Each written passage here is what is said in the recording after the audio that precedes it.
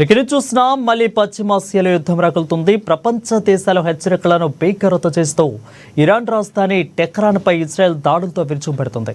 ఈ భీకర దాడుల్లో ఇరాన్ పాలిన మిలిటరీ 2 వ్యక్తులు గాడ్ చీఫ్ సహా పలువురు కీలక వ్యక్తులు మరణించారు. ఇక ఐఆర్జీసీ హెడ్ క్వార్టర్స్ పై ఇజ్రాయెల్ జరిపిన దాడుల్లో ఈ దళాధిపతి మేజర్ జనరల్ హుస్సేన్ సలామీ మరణించారు అని ఆ కథనాలను పేర్కొన్నాయి. ఇక ఈయనతో పాటు రెవల్యూషనరీ గార్డ్లలోని ఇతర టాప్ అధికారులు, 2 అణు శాస్త్రవేత్తలు కూడా మరణించినట్లు తెలిపాయి.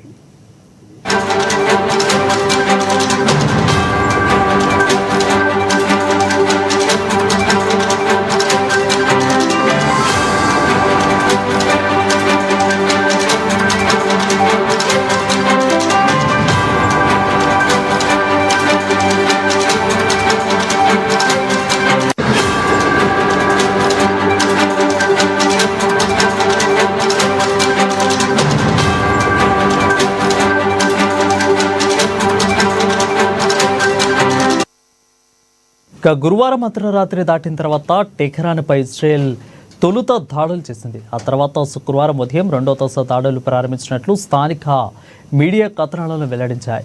ఇక ఇరాన్లోని న్యూక్లియర్ ప్లాంట్స్, సైనిక స్థావరాల లక్ష్యంగా టెల్ అవీవ్ విరుచుకుపడుతుంది. ఇక యురేనియము శుద్ధ కేంద్రంపై ఇజ్రాయెల్కు చెందిన జెట్లు పలుమార్లు దాడులు చేసినట్లు ఆ మీడియా కథనాలను పేర్కొన్నాయి.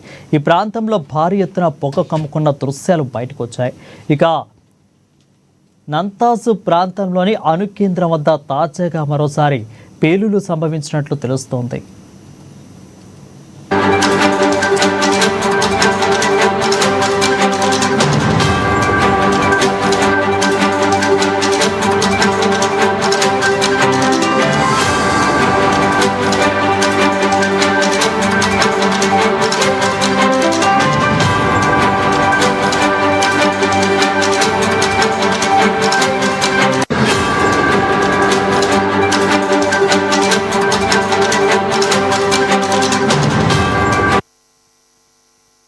ఉద్రిక్తతల దృష్ట్యా ఇరాక్ ముందు జాగ్రత్తగా చర్యగా తమ గగన దళాన్ని మూసివేసింది. దేశవ్యాప్తంగా అన్ని విదేశాల్లో విమానయాన రాకపోకలు నిలిపేసింది.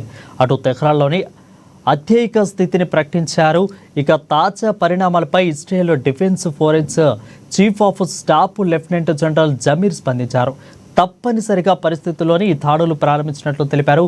ప్రతి చర్యకు మరో సందర్భం కోసం మేము ఎదురు చూడలేం. ఇక సమయం వచ్చింది, మాకు మరో అవకాశం లేకుండా పోయింది. మమ్మల్ని నాశనం చేయాలనుకునే వారి ముందు మేమేం తలవంచే ప్రసక్తే లేదు. మా అస్తిత్వాన్ని రక్షించుకునేందుకు పోరాడుతూనే ఉంటామని జమీర్ స్పష్టం చేశారు.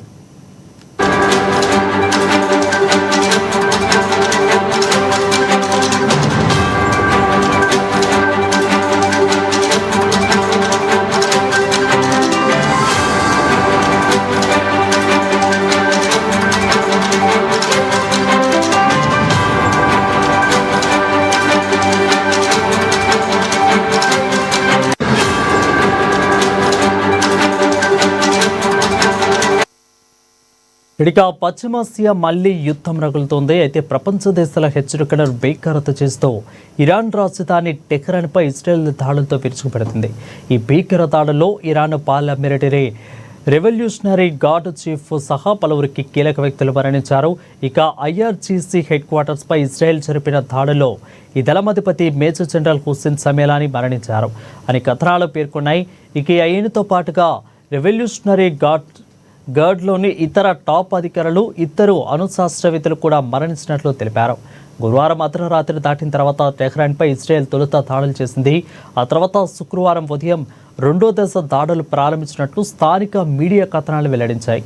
ఇరాన్లోని న్యూక్లియర్ ప్లాంట్స్, స్థానిక సైనిక స్థావరాల లక్ష్యంగా టెల్ అవీవ్ విరుచుకుపడుతుంది.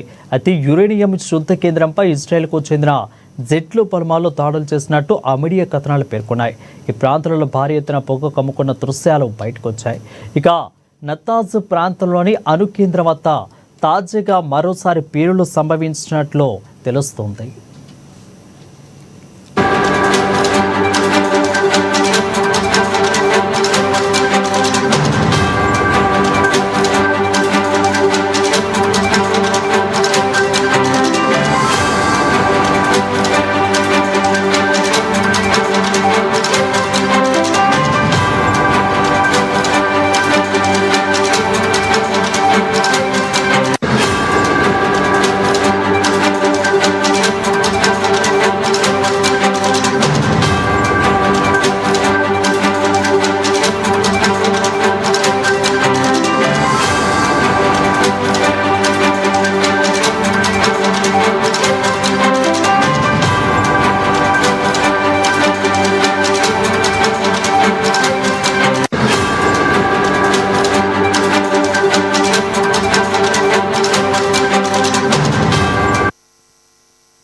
ఉద్రిక్తతల దృష్ట్యా ఇరాక్ ముందు జాగ్రత్తగా చర్యగా తమ గగనతలాన్ని మూసివేసింది. దేశవ్యాప్తంగా అన్ని విమానాశ్రయాల్లో విమానాల రాకపోకలను నిలిపేసింది. అటు టెహ్రాన్లో అత్యవసర స్థితిని ప్రకటించారు. ఇక తాజా పరిణామాలపై Israel defence forces chief of staff lieutenant general Zamir స్పందించారు. తప్పనిసరి పరిస్థితుల్లోనే ఈ దాడులు ప్రారంభించినట్లు తెలిపారు. ప్రతి చర్యకు మరో సందర్భం కోసం మేము ఎదురు చూడలేం. అదేవిధంగా మాకు మరో అవకాశం లేకుండా పోయింది. మమ్మల్ని నాశనం చేయాలనుకునే వారి ముందు మేము ఎప్పుడు కూడా తలవంచే ప్రసక్తి లేదు. మా అస్తిత్వాన్ని రక్షించుకునేందుకే పోరాడుతూనే ఉంటామని జమీర్ స్పష్టం చేశారు.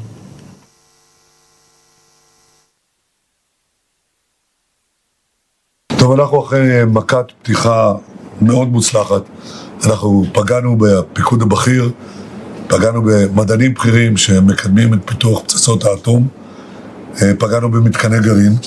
אנחנו צוברים הישגים, אבל אני גם יודע ואתם יודעים, אין מלחמות חינם. ולכן אני מבקש מכם שוב להישמע בקפדנות להנחיות פיקוד העורף, וייתכן מאוד שתידרשו לשהות זמן ממושך הרבה יותר ממה שהיינו רגילים עד עכשיו במרחבים המוגנים. אתם כמובן תצטיידו, אני בטוח שאתם עושים את זה במוצרים, מצרכים, בגדים וכולי, אבל הכי חשוב להצטייד באורך רוח, באמונה בצדקת דרכנו, בביטחון בניצחוננו, ולא סתם קראנו למבצע הזה עם כלבי, אין עם כלבי יקום וכארי יתנשא. אנחנו הולכים להשיג